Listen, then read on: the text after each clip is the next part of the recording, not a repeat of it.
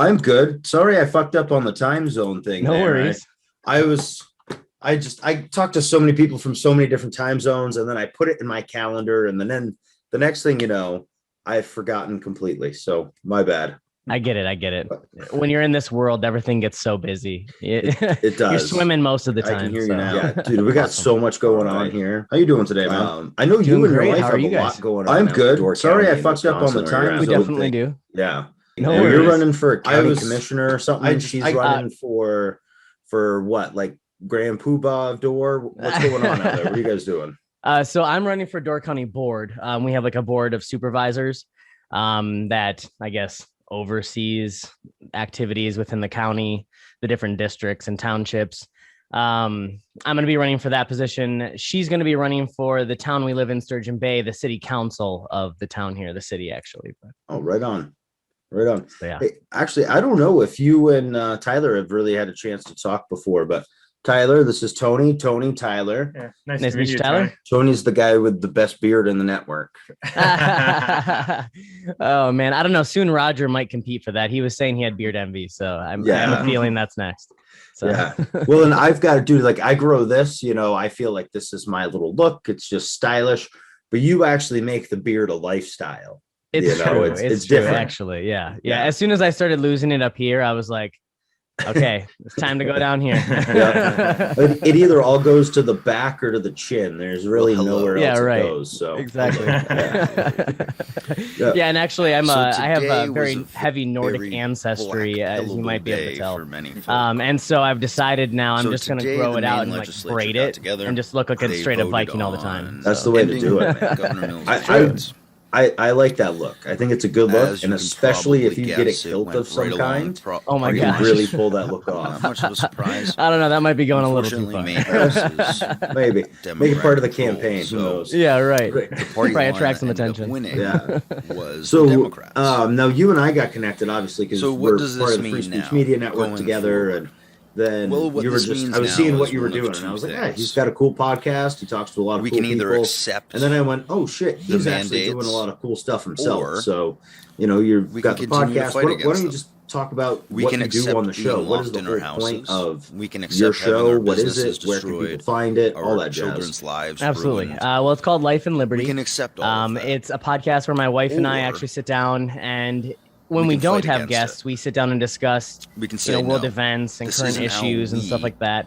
But we've been recently getting connected with a number of really cool guests, such as yourselves have actually, like Spike Cohen, Adam Kokesh, Chris Teagarden, Larry Sharp. We just talked What's to. going on, Kate? Our podcast with him is going to be next Friday. We're going to be talking to Karen and Harlow's. We're going to try and get Joe Henchman on the show because he's going to be coming to our convention here. We're going to actually try and get all of the different speakers from our convention to come on the podcast beforehand. Excuse me. But the overall goal was essentially with all the different things my wife and I have been working on as it is, and we're already sitting here at night, talking about the things going on and, hatching our next libertarian scheme. So it was like, well, why not just have a podcast? Why not record it? Why not have a conversation and then help share those ideas and let people know, like, we're not just these people on the internet. We're also sitting here talking and thinking and, coming up with things. And that was kind of the whole drive behind doing the podcast. And for a while, we just kind of talked about it. And then as our role with the libertarian movement started growing, it was like, yeah, we should just really do this, and then we did. So and then Roger reached out and it was like so cool to be able to join the network. Honestly, that was a really cool thing. Yeah, well, I'm glad to hear that. Anytime someone tells me joining something I'm doing is cool, my heart flutters a little. So that's cool, man. We're happy to have you. You have a cool show. I watched you guys' show with Spike the other day. It was really awesome. Now, I know you said you've got the show and you guys were already doing stuff and you just started talking about what you were doing. What are some of the things you guys do? Well, so we kind of just started being activists in the 2016 campaign cycle during Gary Johnson. There was really nobody in our county that was talking about libertarianism or really the third option on the ballot or any of those things. And so we printed up flyers and went and stuck them on people's car windows, even though we found out later that was illegal and stuff like that. And just had conversations with our friends and family. And really just try to spread the word. We started up a little page on Facebook called Door County for Liberty. We ended up getting like 20 likes. It was nothing really big. And then that campaign kind of, came and went. And obviously with Donald Trump's election, a lot of people just kind of backed away from politics in general for a while. And I just needed some room to breathe. And then when this election cycle came back up, it was like, okay, well, obviously that call is there. We need to do something about this still, this problem hasn't gone away. And we started looking into the Libertarian Party's campaign, who do they have running this time around? And we heard it was Joe Jorgensen and Spike. And we were like, who are these people? We've never even heard of them before, which actually kind of added a bit of intrigue. It was like, they're not the typical faces and names you hear in the Libertarian Party. That's kind of cool. So, we started looking into it, and actually anybody's criticisms, like I'm a very big supporter. Like they were really great people to support on the campaign trail. They were very principled, easy to be able to, they actually did a really great podcast kind of like campaign during the beginning where they went to all these different podcasters, even like the smallest podcaster with the smallest audience. And I thought that was a really cool thing for somebody to do, make yourself accessible on a lower level, and not just to the top tier people, but like to anybody who would have you. So we really got heavily involved with the campaign. We started, basically on social media the most, like really being these, I guess loudmouths you'd call it, but, really just not relenting and getting into a lot of open debates and discourse and recourse and having conversations with people, trying to educate them, and a lot of times it comes across as aggressive, but really, as you guys know, when you see all the disinformation, sometimes it's like, oh my gosh, I need to do something about this right now. But that attracted actually the attention of our state party, and they reached out to us and were like, hey, we don't have any affiliate in your county. Are you guys interested in becoming an affiliate? And, of course, we were very eager to jump on that opportunity. And so, we started going through the process, and we were officially accepted as affiliates. And then within a week, we found out that Joe Jorgensen was actually coming to speak at Oshkosh here in Wisconsin. And they asked us if we would speak at the rally, and we were like, oh my gosh, like we just became affiliates. Are you kidding me? Now we get to go speak. We get to go speak at Joe Jorgensen's rally. Like, way to add pressure. But so, we went, and it was a really cool opportunity. We got to, meet Joe, and we spoke, and a lot of people were really excited that we were starting something up here in Door County. For those of you who don't know Wisconsin, it's a very dynamic state. So a lot of it, like the northern part is a lot of rural wooded area. The central part's a lot of farming, but you've got these big cities like Madison and Milwaukee and that kind of stuff down towards the center south. And then you've got the thumb, which is Door County, which is this like Cape Cod tourist destination of the Midwest. It's like the Florida of the Midwest. So all the surrounding states, they come to this county. There's actually 2 million people a year that flood into this county. And there's only 26,000 people that live here. So like, it's a very unique area overall. And the LPWI for a long time has been wanting to get in here because, there's so much traffic. There's so much opportunity to spread the message here. So the moment, that a lot of people started hearing that we were doing something, there was a lot of excitement. A lot of people here locally that, we didn't even expect started being like, yes, oh my gosh, thank you for standing up. We've needed this. And then we started finding out, a lot more personally, even more why it's important that we're doing this. But yeah, so then throughout the summer, we had worked really closely with the LPWI. I actually got contacted by the Joe Jorgensen campaign to be the city manager for their Madison event, which was this like really random, crazy series of events where like one person had one person's number who had another number who had my number, and like all these other people couldn't do it. And it got to me, and it was like, again, like I'm just somebody from Door County. How am I, doing these things is kind of the way I was feeling about this at that point.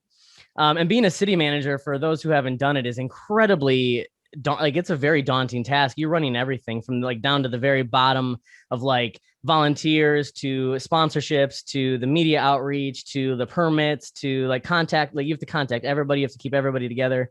It ended up where the city of Madison would not give us a permit anywhere to do it anywhere. They just would not. They said, nope, COVID restrictions, sorry. And they're like, we won't give you a permit for amplified sound. We won't give you a permit to be in any of the parks. Nope. So then we decided to just do it at the Capitol building. And so we held the rally down at the Capitol building. That meant with amplified sound. About 200 people showed up off, about 100 were there for the event, and about 100 and so came off the street, because we didn't even know or plan it, but there was actually a BLM march happening on the opposite side of the Capitol building at the same time, which is pretty cool, to like kind of have that correlation. But yeah, so it was a really cool event though. Beautiful night. Nobody stopped us. The police came by like multiple times and just kind of checked it out. Didn't really say much, just moved right along. Nobody did anything about it, which was really cool to be able to do that for Joe and too on her campaign, and be like, yeah, we can, free men don't ask for permission, right? That's you just do it anyway. But yeah, and then anyway, through the whole summer, we campaigned for Joe. We did sign waving. We, went out, we actually purchased a bunch of like the cards off of the LP.org and went and distributed them on door hangers and stuff like that. And just did everything we possibly could, to get the message out for her this campaign cycle. And then when the campaign was winding down, it was like, okay, now what? We can't just stop again like last time. It can't just be done. Our Facebook page went from that 28 that I told you before to 700 in like 6 months. Our reach was over 30,000 people. All of a sudden, like there were people eager for this message, and we were there, and we needed to continue delivering it, and there needed to be a follow through.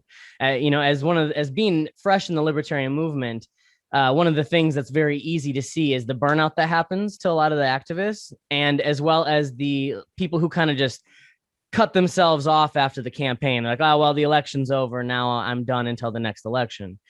And I think for our movement, we can't anymore, at least, especially. There needs to be this constant momentum that continues to go through. And so, we started really encompassing that. So we started, continuing to build a movement. We started having physical in-person meetings here in Door County for our affiliate, to hell with the COVID restrictions. We're going to do it. Then I got contacted by because of all the activism, and I got contacted by the current state chair of the LPWI.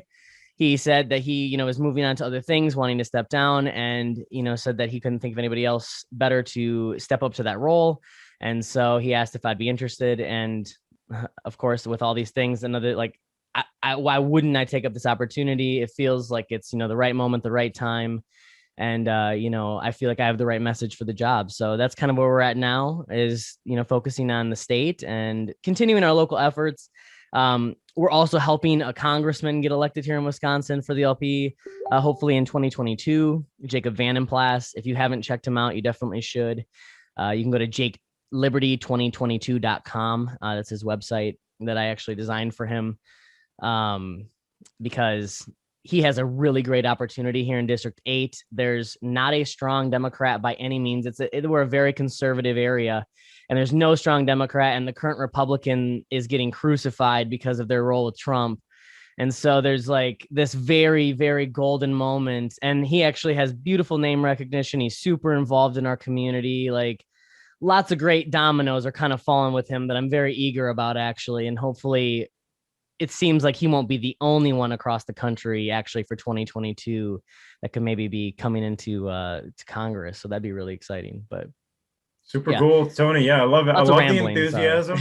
And we saw a lot of people on the Jorgensen Trail too. They did the bus tour here. We had a 2-day, four stop event in Maine. We're a small city, or small state, but geographically pretty large. And we put the miles on that weekend, but it was great to see a lot of the engagement and just connect with people that, we had no clue about. We've only been really actively involved in our state party a short time.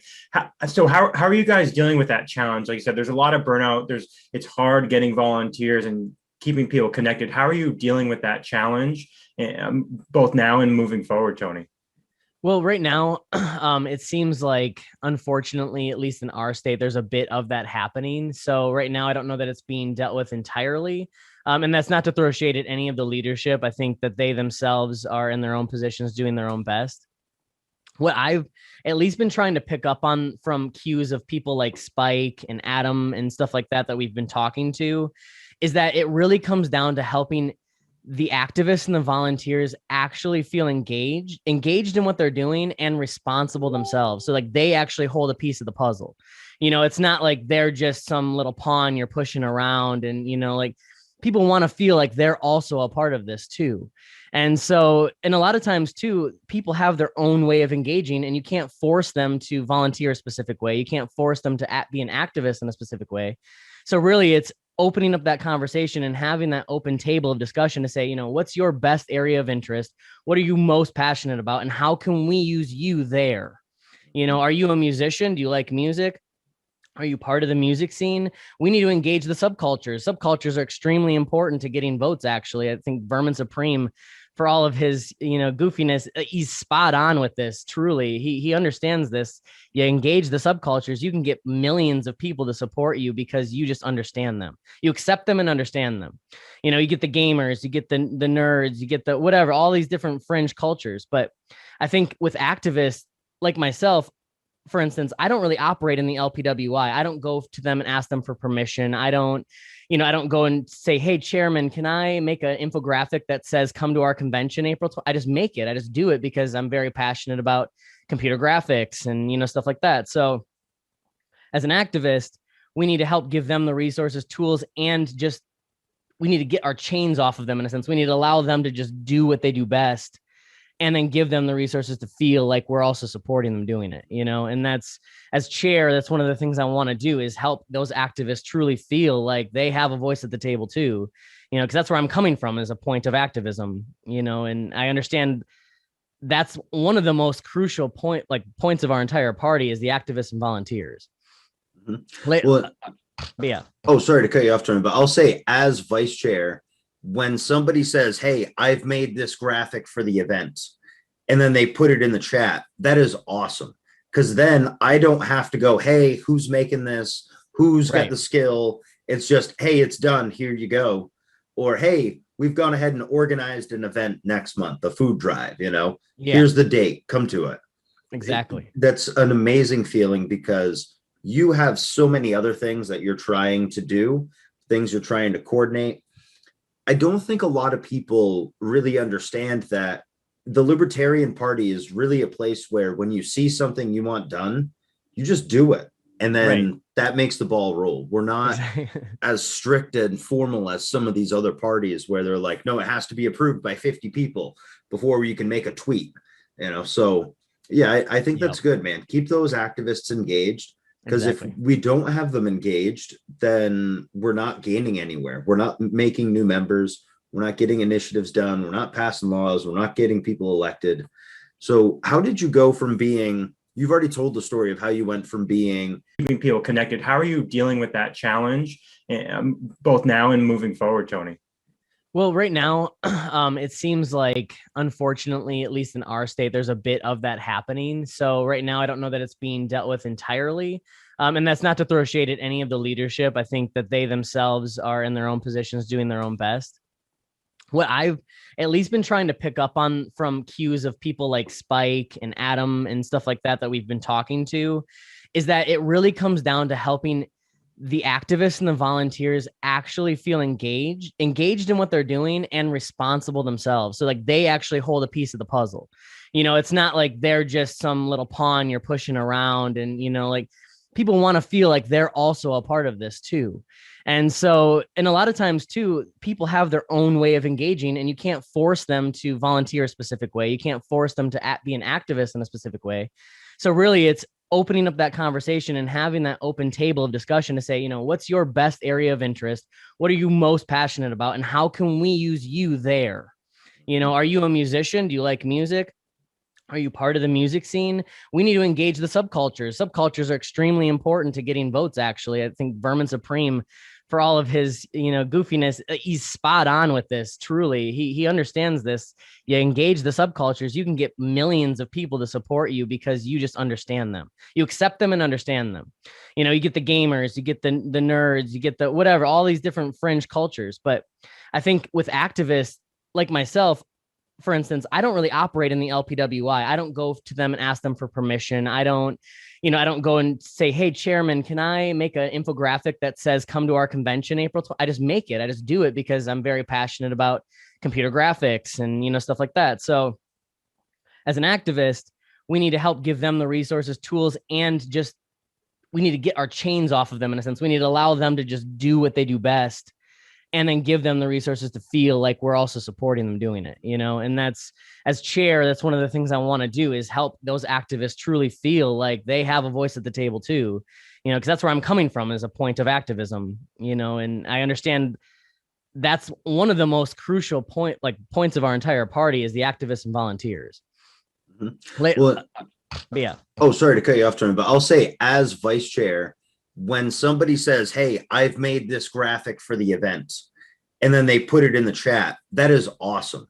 Because then I don't have to go, hey, who's making this? Who's got the skill? It's just, hey, it's done. Here you go. Or, hey, we've gone ahead and organized an event next month, a food drive, you know, here's the date, come to it. Exactly. That's an amazing feeling, because you have so many other things that you're trying to do, things you're trying to coordinate.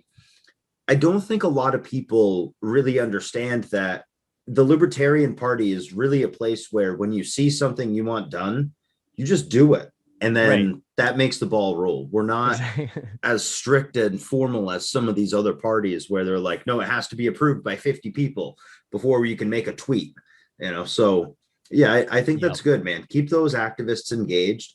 Because if we don't have them engaged, then we're not gaining anywhere. We're not making new members. We're not getting initiatives done. We're not passing laws. We're not getting people elected. So how did you go from being, you've already told the story of how you went from being, you know, mild, meager Tony, just sitting on the sidelines, to now you're running for the chair of your state. But what was the defining moment for you that made you go, all right, at this point, I can no longer just be a keyboard libertarian. I need to actually get involved, because that's kind of a defining moment for a lot of us. Is what was that thing that made you go, all right, I'm out of the theoretical world and into the real world with this stuff? Yeah. You know, I could probably go on a deep life tangent that you may not want on that. There was some very defining life moments outside of libertarianism that I actually briefly talked about in my podcast with Adam, where I had some experiences that kind of took me outside of my body for a moment, let's say. And it helped me understand that I am essential, as we all are, to the flow of the energy of this world. You know, like even just around you, in your house, in your neighborhood, in your community, in your state, you are, you know, every little thing you do makes a ripple. And whether that's a good ripple or a bad ripple really comes up to you. And how, you know, how powerful that ripple is also, you know, up to you. And so it was like, am I an idea, or am I a part of this? You know, and that's where I fully came down to, I had to accept it. I had to really just accept who I am, and not, I guess, hide from it in a sense, and not just be the keyboard warrior who says good ideas on Facebook, but doesn't go out into his community and actually make them happen, you know. And that's one of the most crucial parts of being libertarian. Anybody watching this, don't just engage online. It's important to engage online, but don't just engage online. You should also be engaging every person you meet that's open to the conversation. That's awesome. Yeah, really cool. Now, Tony, tell us a little bit about your state. Where are you guys sitting with ballot access? Can people register as a libertarian officially? How is that shaking out? You cannot register as a libertarian in the state. There's nonpartisan registration, so you can register to vote, but you can't register who, you know, as a party. Mm-hmm. As far as ballot access goes, it continuously goes up in the air every election cycle, because here in the state, it comes down to the other levels of government and how many votes you collected at those levels. So, for instance, this last election, we had to collect signatures because the previous election, the person running for governor under the LP did not collect a high enough percentage. So because he didn't collect a high enough percentage at governorship, we had to collect signatures for the president, which to me is ridiculous. I don't understand why that should correlate, you know, but that's the way it is for that. I think this time around, if I'm not mistaken, I wanted to look into it because I think this time around we're fine. We shouldn't have to collect because we didn't really run too many local offices this time. It was mainly just president and I think 2 or 3 other local offices for Libertarian here.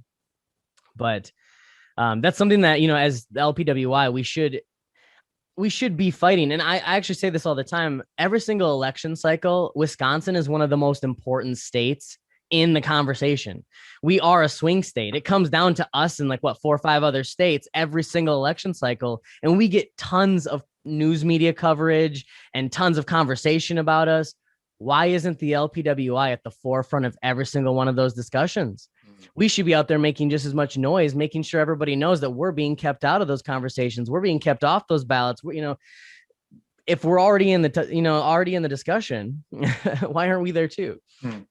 Yeah, we can confirm that from afar. We hear, especially every 4 years, about Wisconsin, 24/7 for the last couple of cycles. Say you guys are in fertile ground, and I think it's our moment. What's the LP's local response been to the lockdowns? How locked down are your cities and the rest of the state? Well, this last elections, in 2016, we switched over to a Democratic governor, just in time. So we have hefty lockdown measures here in Wisconsin. They pretty much closed, everything like they did in many of the other heavy left states.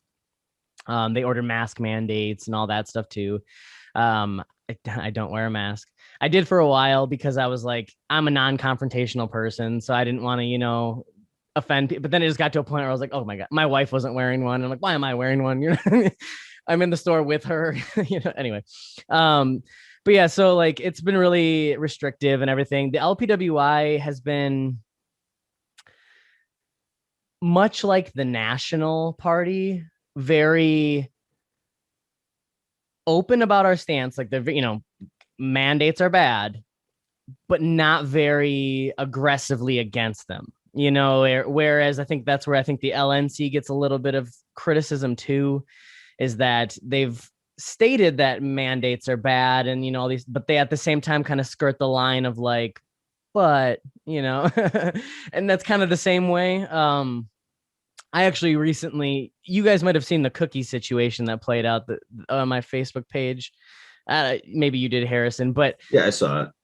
That all was because I am very vocally anti-mandate, and that guy was accosting me because he said I'm from a chapter of the party that's anti-science and dangerous, and that's kind of like just because I'm vocally anti-mandate, is where that gives you an impression of where the LPWI they've been a little bit more neutral about it, I guess I would say, but. I don't know. I'm a little bit radical, so.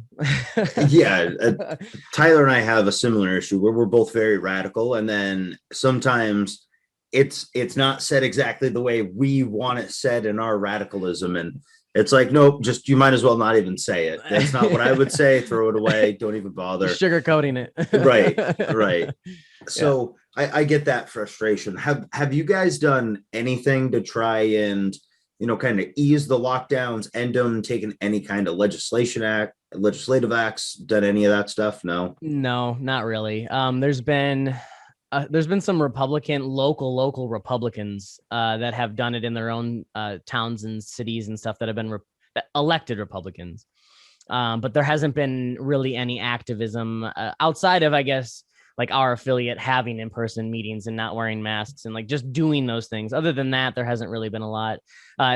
When spring rolls around, it is my goal to start doing protests. I do want to organize protests because if we're still in these lockdown mandates and everything by then like I would still do it in the winter. I just don't think I'll get a lot of volunteers to come. Yeah, we have that same challenge with all the snow on the ground here. We're lucky.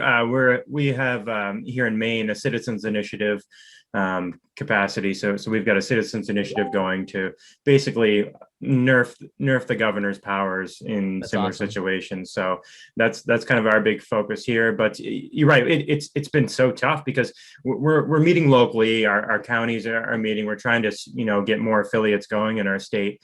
Yeah. But just getting people are so. The response to the mandates and everything has been so. I feel like we're all complicit in it in some ways, because it was all so foreign and new, but it's been a year of our lives, right? And I know it's taken a toll on me personally. I can only imagine for students and younger people, how it's changing them and affecting their lives. But you're right. Protests are needed. The LP needs to be the leader on this, I think, and just say, hey, we're here. We're against these mandates. Government in a free society, government shouldn't be doing these types of things. Then if you guys want to end up doing something like our initiative out there in Wisconsin, I don't know if you guys even have that ability in your state. I know not every state does, but if you want to, let us know, reach out, let me know, man. I'll definitely help you come up with that. So yeah, that'd be great. Anything we can do, honestly, like you said, the LP does need to be like the leader. I feel like we are the champions in principle. We should be the champions in action too. We should walk the walk. Yeah. Well, hey, Tony, we've got a couple of minutes left here. We've got about 13 minutes left with you. So let me ask you, when you're chair, right, when elected chair for Wisconsin, what are you going to do to be a champion of anti-lockdowns, of, being against the mandates? What are you going to do to be a champion for the voiceless, for the people who haven't been able to be heard? Well, personally, I want to get out there. I want to be at those protests. I want to organize them, but also be at them, and that's another thing too. As chair, I want to go around to all the different affiliate meetings. I want to help organize their affiliate meetings, make sure they are meeting in person and making sure that they have the tools and resources that they need to actually succeed. Because a lot of times, like our affiliate, we do everything ourselves. So there's not been one single moment that anybody from the state party has come in and been like, here's some help, and like, that's fine because we have the tools and resources to do it ourselves, but not everybody does. And I think some people shy away from joining affiliates and being active in that way because they don't have the means to do it. So how are they going to do it? But, actually being present, as I said earlier, actually in a post, like I want to roll up my sleeves along with people, and we need to do it together.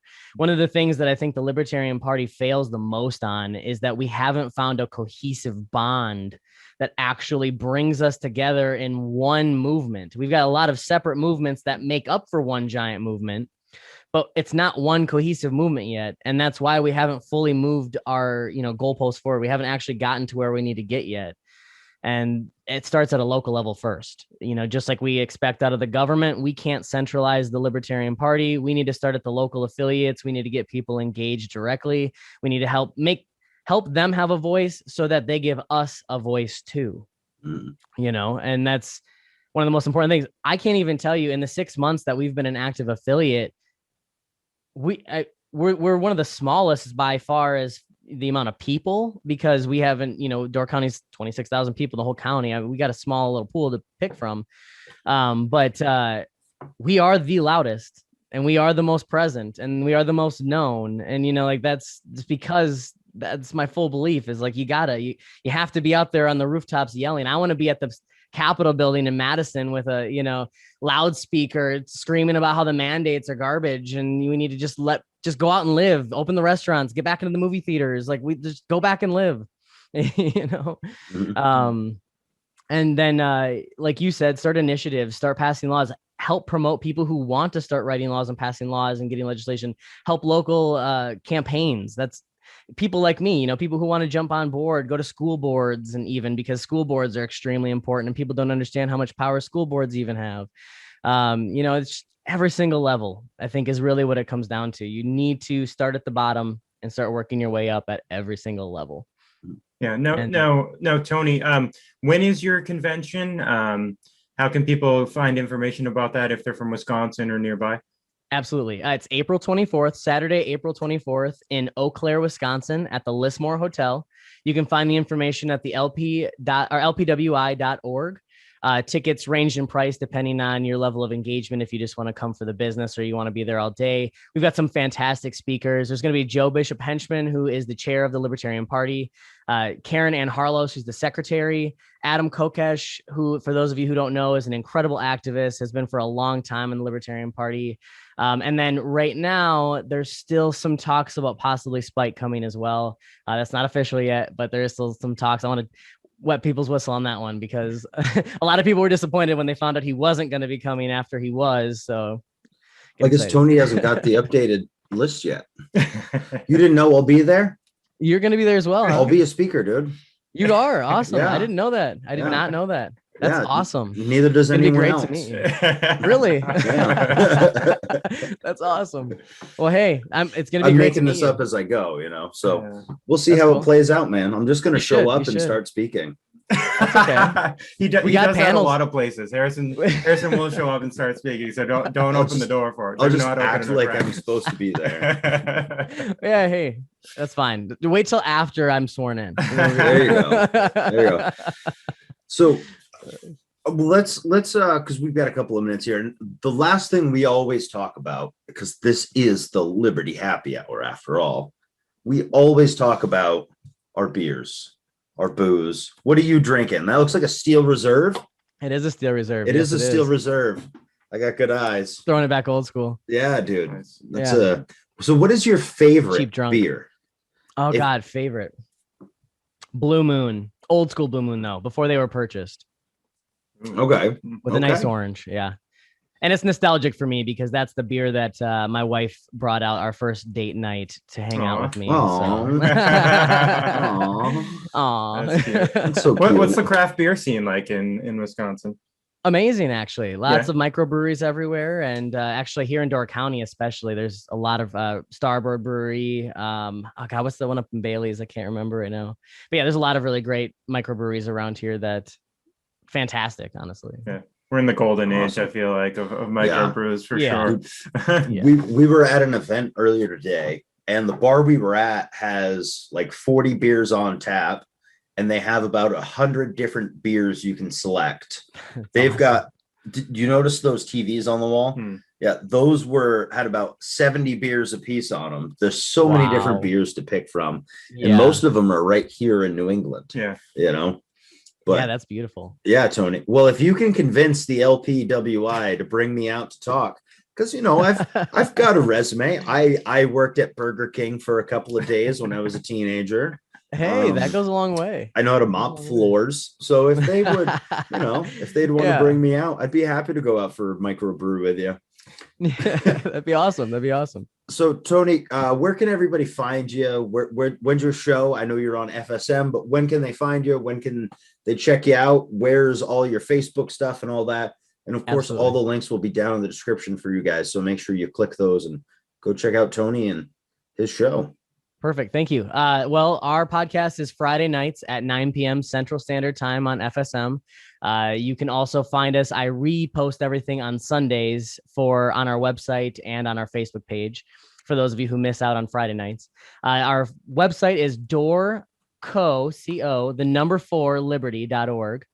And you can find us on Facebook at the same Doorco for Liberty. And also you can find us on YouTube and oh gosh, I think that's about it. I try not to branch out too far because I have so many different projects. I've been running the Young Radicals for Liberty as well. I've been trying to kind of create that as a bit of I created it as a way to combat young Americans for liberty because I always felt that they were a bit too conservative. And then that whole thing blew up with them and their top guy. And I was like, wow, that was weird timing. So hopefully, I can get that growing a little bit because honestly, I think it's really important we engage the younger people and help spread the true principled radical message of libertarianism. I also started the Libertarian Cannabis Collective because I am a huge proponent for decriminalization of cannabis. And I feel like it's time that the libertarian movement as a whole, comes together with that subculture because there has never been actually a combined subculture between the two before. Not really, as far as like an actual messaging goes. And then, like I said, I'm also helping Jake run for Congress. So make sure you check out JakeLiberty2022.com. Donate if you want to help him out. We do have a shot at getting him to Congress in 2022. So awesome. Thank you for coming on so much, Tony. We appreciate it. Everybody, make sure you check out those links. They'll be down in the description, like I said. And check out Tony's show every Friday and go to the website every Sunday and check out what he's got going on. If you're in Wisconsin, make sure you go to lpwi.org. And then is it /membership to become a dues paying member? Yes. lpwi.org/membership. Make sure you become a dues paying member. If you're in Wisconsin, go to the convention, vote. Tony needs to become the chair. It sounds like he is the chosen one. He's got everything going on that needs to be going on. So we're happy to have you. And if you need anything, please reach out. We're not very far ahead of you guys in anything, but if you want to pick our brain about what we do have going on, please let us know. We're happy to give you that info, man. So Tyler, awesome. Harrison, thank you guys so much.